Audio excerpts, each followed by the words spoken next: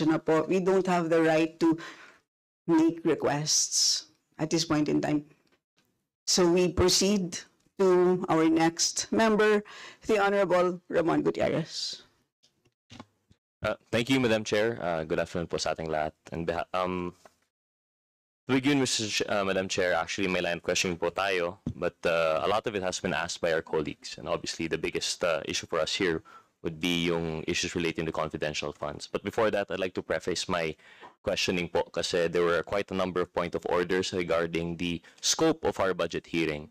And though, of course, we defer to the senior lawyers and their experience, it is my opinion that we are well within the bounds of our discussion for 3 points that I would like to share just for the consideration of the body. First, as mentioned by Congressman Manuel, under our rules, under Rule 162, we have rulings as President. Under Rule 163, we have supplementary rules regarding our parliamentary practices. So it's very clear po that by tradition, we really follow po, no? Kung ano po yung nangyari sa previous hearings, we could still pursue the same.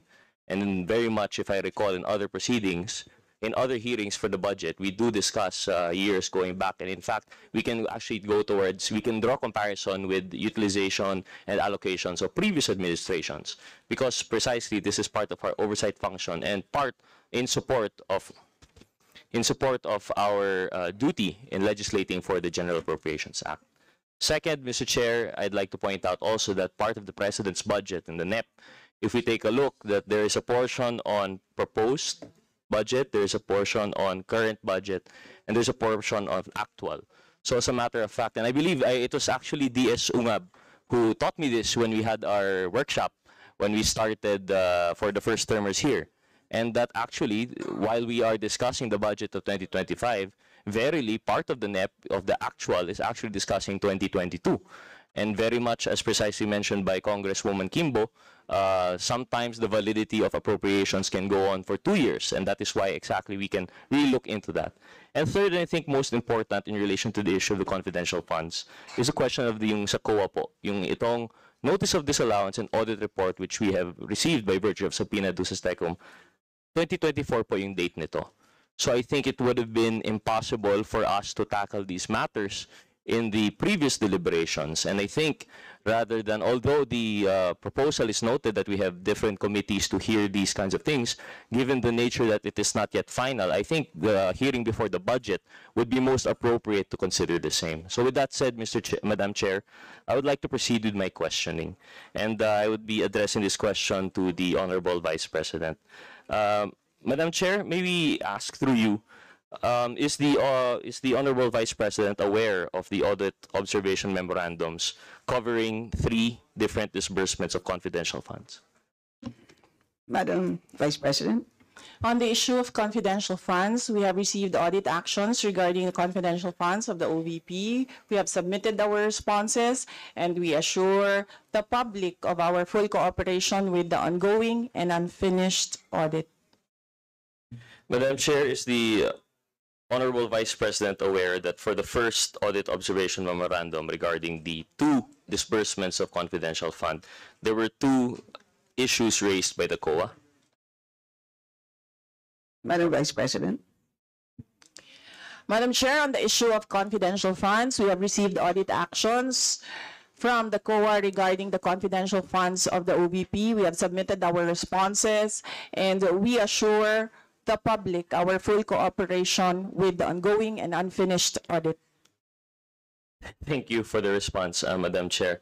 Madam Chair, is the Honorable Vice President aware that one issue raised by the COA was the lack of documentary evidence presented? Madam Vice President. Madam Chair, on the issue of confidential funds, we have received audit actions from the COA regarding the confidential funds of the Office of the Vice President. We have submitted our responses, and we assure the public of our full cooperation with the ongoing audit. Madam Chair, thank you for the response. Would the Honorable Vice President be aware that another issue raised by the audit observation memorandum was the misappropriation categories? Because, Madam Chair, in the audit observation memorandum, there was a distinguishment that the use of confidential funds shall be limited to certain categories of expenses, and that verily the point of the AOM was that there were findings that some of the categories included in the AOM were not subject or scope of confidential funds. Madam Vice President. On the issue of confidential funds, we have received audit actions from COA regarding confidential funds of the Office of the Vice President. We have submitted our responses, and we assure our full cooperation with the ongoing and unfinished audit. Thank you, Madam Chair. Madam Chair, I'd move on to the next question.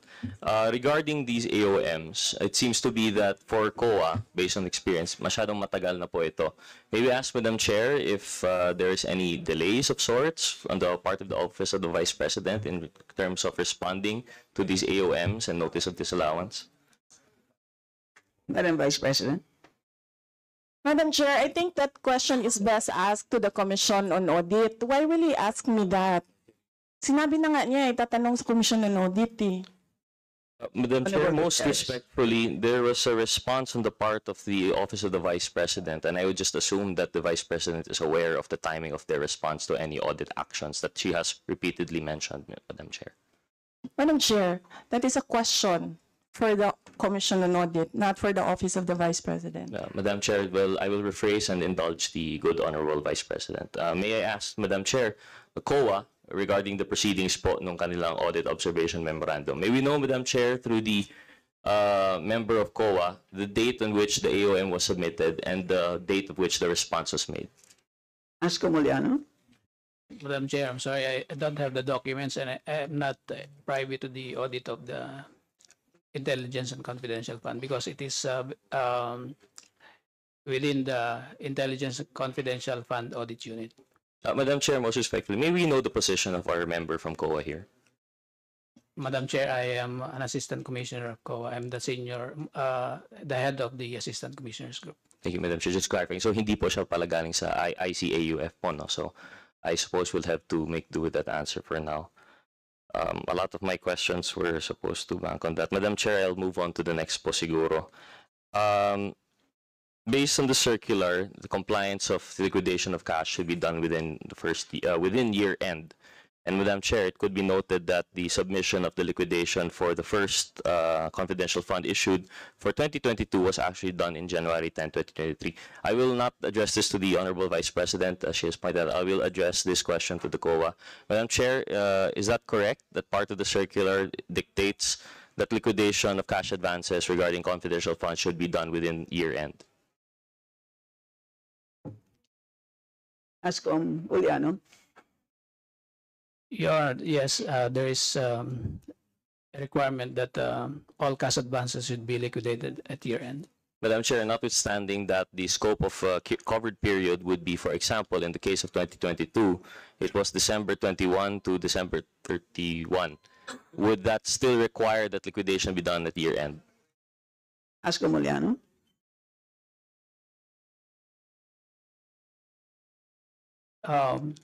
If the disbursement is not yet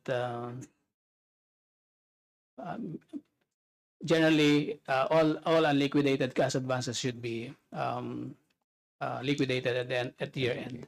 So, Madam Chair, notwithstanding that it ended December 31, it should have been liquidated at that time, but yet the liquidation report was filed in January 10.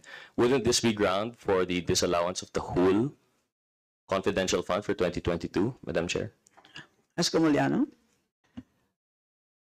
Under our rules, the disallowance is based on the usage of funds, not on the cash advance. If the usage of funds is irregular, it could be disallowed, but it is based on untimely liquidation of cash advance. There are administrative penalties under the circular, but it should not be the sole basis for notice of disallowance. Madam Chair, if with the indulgence of the committee, just two more questions. Yes. The one more question on that matter, the address to the good Assistant Commissioner. Madam Chair, what is the scope of these administrative penalties? Ano po yung length ng time of penalties that were prescribed? I don't have the circular on the cash advance. Okay. It's 97-001, if I still remember it. Yeah, thank you, Madam Chair. Madam Chair, last question po, no? And I think it should be noted that the first CIF that was issued, the first confidential funds 2022, was based on yung contingent fund and later on passed on. But however, for the second, it was already part of the GAA. And this amount was 500 million. However, based on the liquidation, only 375 million was used. May we know, Madam Chair, from the Office of the Vice President, why the fourth supposed quarter, the fourth tranche, was not utilized? Madam Vice President?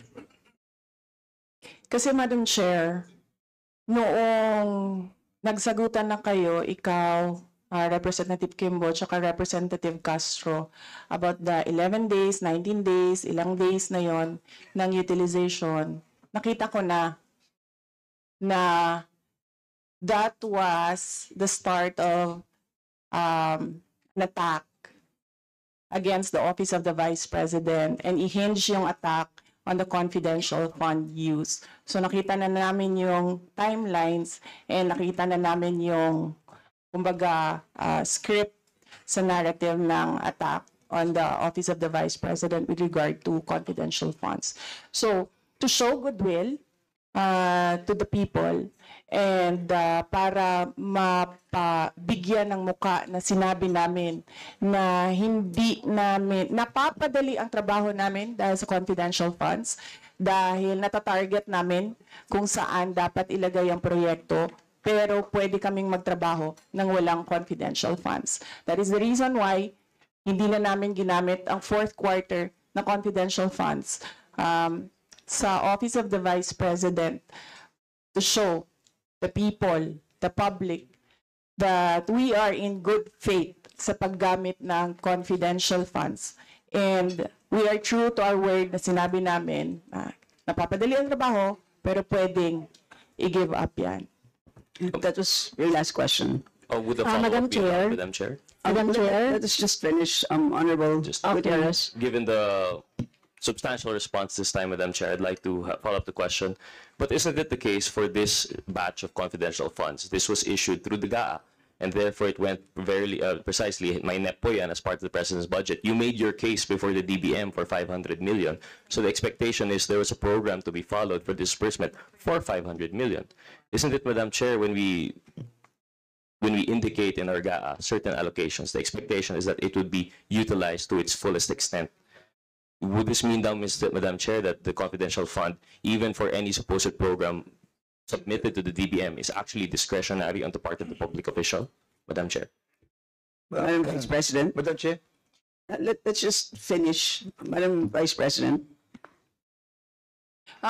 Yes, Madam Chair, yung paggamit namin, kanina in-explain ko na, hindi na namin ginamit, kasi nakita na namin sa timeline may sagutan ng 11, 19 days, and then meron nang lumabas na AOM ng COA within days, and then meron na namang lumabas na another AOM. So nakikita na namin yung pattern noong attack.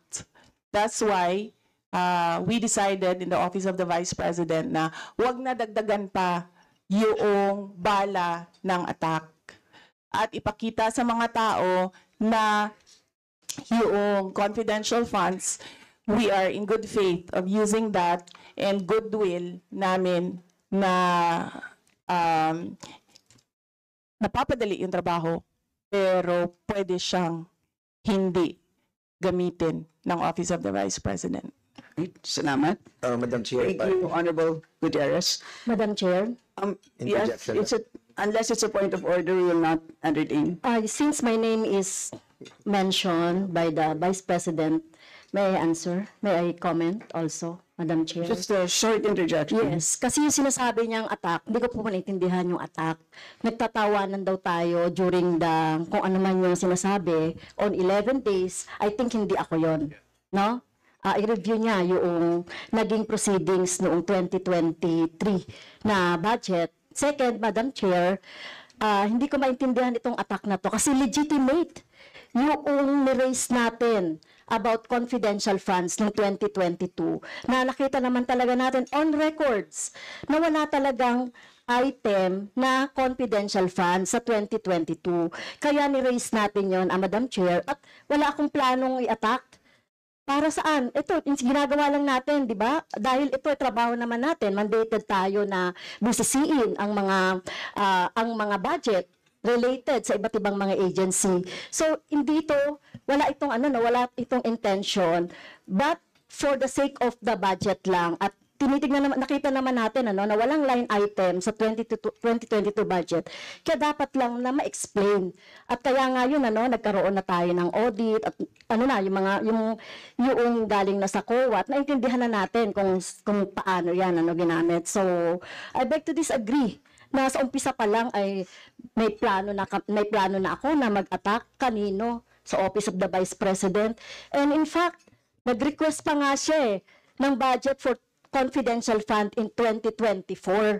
Na kung di natin na-discover yung 2022 na confidential funds, well, magtutuloy-tuloy pa rin yung ganyan, Madam Chair. So, yes, Madam Chair. So, I beg to disagree na meron akong intention na mag-attack sa kanya or sa Office of the Vice President. Point of clarification, Madam Chair. Yes, Honorable Dan Point Fernandez. of clarification. Just the last one. And then I we just will- wanted to be clarified, Madam Chair, because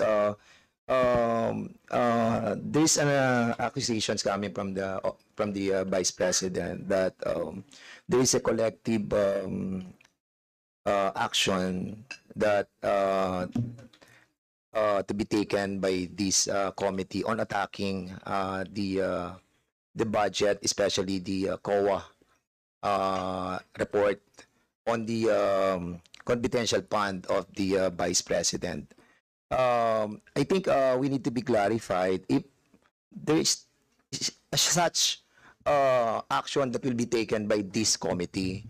I think it is unfair to all of us, especially kami, galing lang po kami sa kabilang hearing, and we decided to check it out, what is being discussed in this committee. Then suddenly we will be a part of this conspiracy or a collective action that will be taken against the confidential fund of the Vice President. And hearing the side of the Vice President on the repetitive reply on not answering, I think it will set a bad precedent. What prevents other departments that we will be inviting over to do the same? And I think it is incumbent upon her, with all due respect and with humility, for us to be clarified on those budget that was used for the confidential fund. And I think being a part of the accusations that we are part of the collective action to malign her on the confidential fund is something that is out of order. I know, Madam Chair, that kung titignan naman po natin yung budget niya for 2025 na 2 billion and comparing to 2024 budget na 1.8, myself, I will move to approve this budget. Because ang liit lang naman po ng increase niya. But what hurts me ay yung pong masama po tayo doon sa sinasabi po niya na meron po tayong collective action to malign her. So do you wish to introduce a motion? And ang sinasabi ko lang po sana, I want to be clarified that it is a collective action of this committee to have a malicious intent on asking the confidential fund of the Vice President on the previous years. We are doing that in the different committees. We are doing that in the different investigations. And what I'm trying to point out, Madam Chair, I hope that the accusation of the Vice President have basis on trying to involve everybody on this conspiracy to attack her. So just to I just want clarify, it to be clarified, Madam Chair. absolutely, we have absolutely no plan, any conspiracy, if I may use that word, to attack, if I also may use that word. Nandito lang po tayo para kilatisin ang budget ng isang ahensya ng gobyerno. Yun lang po, maliwanag.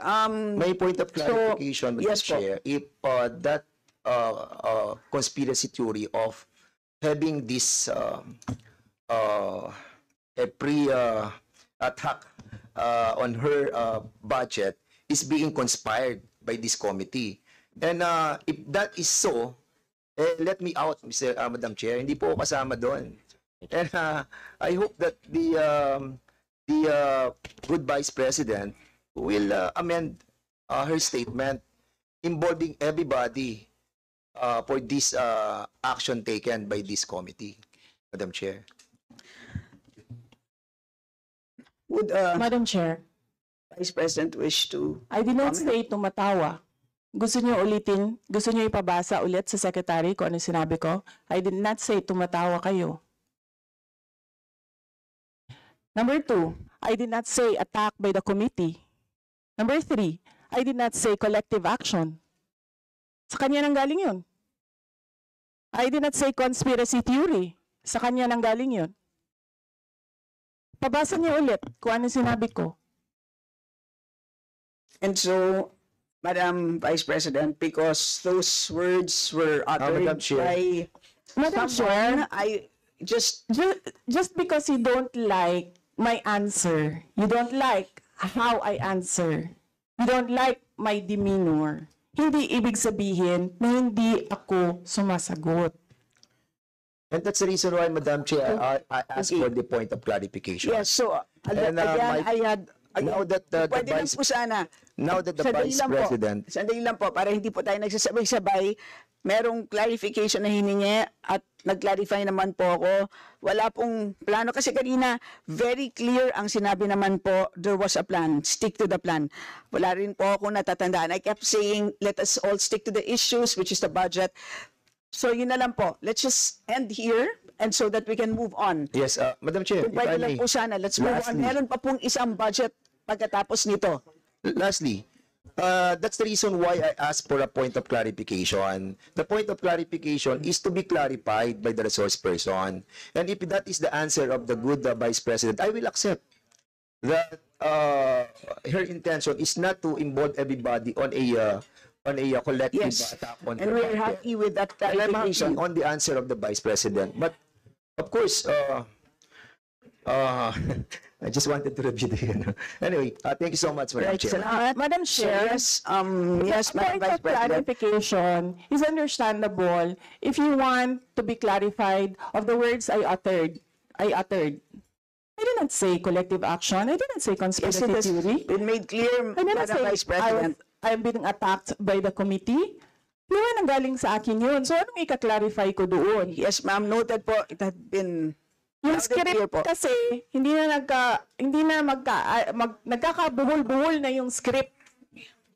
Let's now proceed. Chair. Let's now proceed. Madam Chair, just an inquiry from this representation. May I ask if this is a budget hearing on the budget of the OVP or is this a committee investigation already? This is a budget briefing by the Office of the Vice President. And with that clarification, let us move on to the next